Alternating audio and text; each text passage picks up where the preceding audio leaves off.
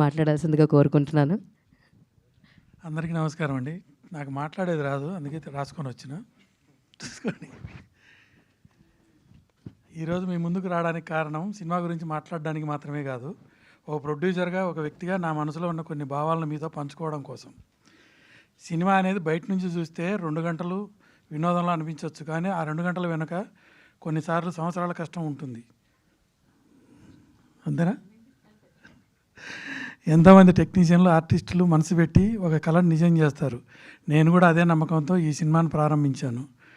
అన్నీ చూసుకొని ఈ సినిమా చేశాం. మా మీద నమ్మకం ఉంచి డిస్ట్రిబ్యూటర్స్, ఓటీటీ భాగస్వాములు ముందుకు రావడం కూడా మా కష్టానికి వచ్చిన ఒక గుర్తింపు.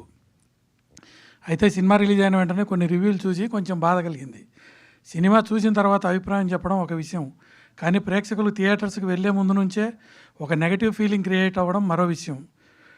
నేను స్పష్టంగా చెప్పాలనుకుంటాను, మేము విమర్శలను గౌరవిస్తాం. మంచి చెప్పినా, చెడు చెప్పినా అది మా పని మెరుగుపరచుకోవడానికి ఉపయోగపడుతుంది.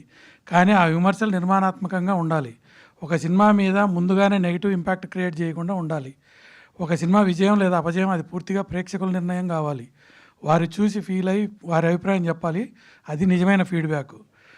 ప్రతి సినిమా వెనక ఒక ప్రొడ్యూసర్ మాత్రమే కాదు, వందల మంది జీవితాలు ఉంటాయి. అందుకే మీడియా మిత్రులకు, రివ్యూవర్స్కు నా వినమ్ర అభ్యర్థన, మీ వాయిస్ చాలా పవర్ఫుల్. దాన్ని బాధ్యతగా ఉపయోగించండి. ప్రేక్షకులను ప్రభావితం చేసే ముందు వారికి ఒక అవకాశం ఇవ్వండి. ప్రేక్షకులకు నా మనవి, దయచేసి ఈ సినిమాను ఓపెన్ మైండ్తో చూడండి. మీ అభిప్రాయం మీది, కానీ అది మీరు చూసిన తర్వాత ఉండాలి. మేము ఈ సినిమాని చాలా ప్రేమతో, నమ్మకంతో తీసాము. మీరు థియేటర్కి వచ్చి చూసి మీ నిర్ణయం చెప్పాలి.